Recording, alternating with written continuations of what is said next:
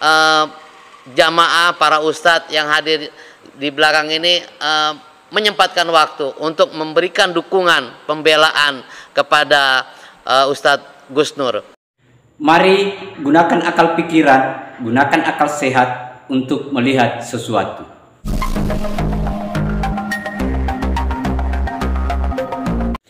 Assalamualaikum warahmatullahi wabarakatuh. Salam sejahtera untuk kita semua, salam demokrasi dan salam pluralisme. Oke sahabat-sahabat, jumpa lagi di Rahmat Channel.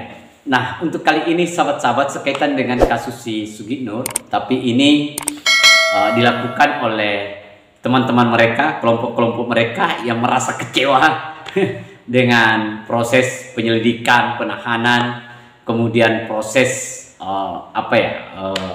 penangkapan yang dilakukan oleh pihak yang berwenang, dalam hal ini pihak kepolisian.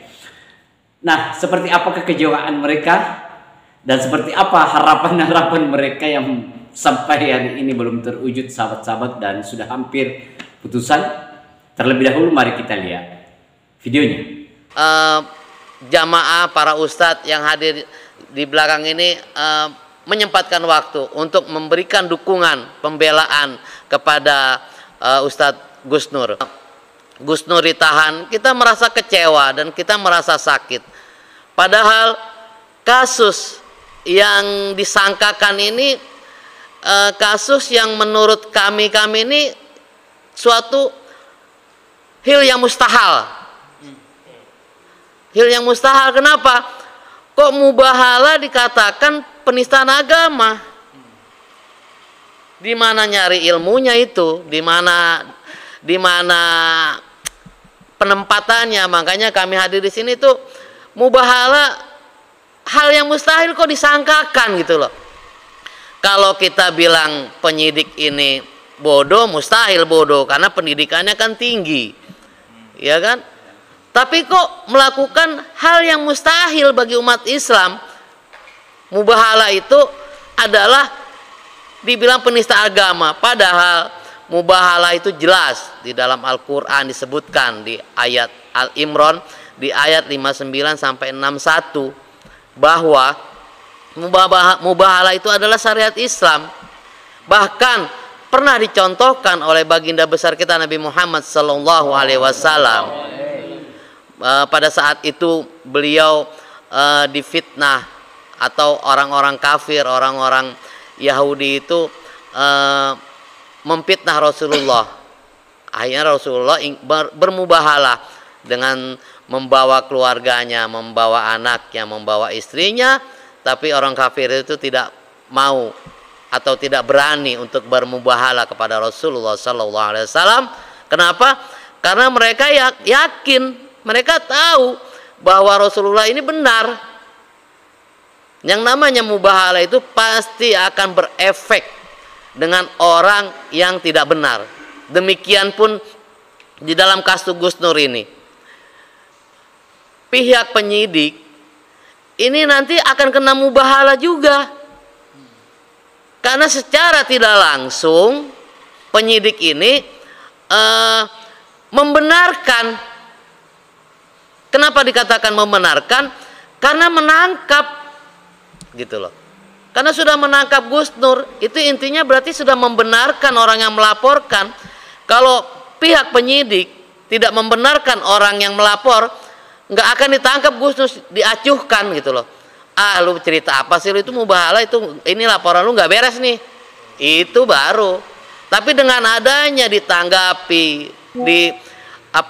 dikondisikan, penyidik ini pun sudah termasuk ikut bermubahalah, tetapi di dalam pihak yang salah. Karena menurut Islam mubahalah itu adalah syariat agama Islam. Kenapa? Karena juga sudah kita saksikan di sekarang ini bahwa para guru kita, para kiai, bahkan keluarga dari 6 syuhada yang terbunuh di KM 60 juga bermubahalah. Dan juga tadi sudah disebutkan oleh pengacara kita bahwa Habib Rizik, imam besar kita juga bermubahalah. Andai saja bermubahalah ini nanti ditetapkan sebagai penistaan agama, tentunya wah ini semakin gak beres sudah. Gampang sekali sudah untuk menangkap para tokoh-tokoh kita, para kiai kita, dan imam besar kita akan menjadikan celah. Makanya untuk itu kita hadir di sini bukan membela Gus Nur saja. Kita juga membela para habaib, para kiai kita agar supaya apa? Agar supaya penistaan agama yang dituduhkan ini bahwa ini tidak benar, gitu loh. Dan tentunya di sini juga berperan sekali pihak MUI.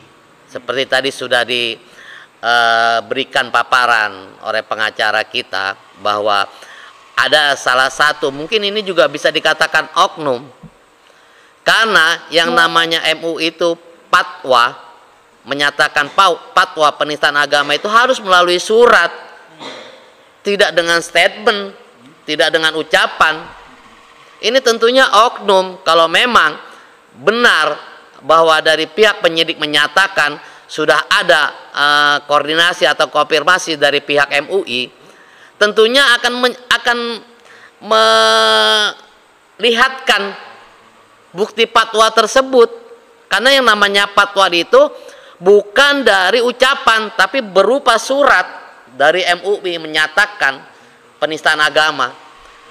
Apabila itu tidak ditunjukkan oleh penyidik dan hanya mengatakan bahwa dari MUI itu sudah konfirmasi dan sudah berkoordinasi sama MUI, berarti itu orang MUI-nya oknum dan tidak bisa dijadikan dasaran hukum untuk menjerat saudara kita ini Gus Nur dalam penistaan agama, karena hanya sekedar yang menyampaikan pun oknum dan tidak ada kekuatan hukum, hanya sekedar menyampaikan dari lisan atau dari tulisan, kecuali dari resmi dari MUI.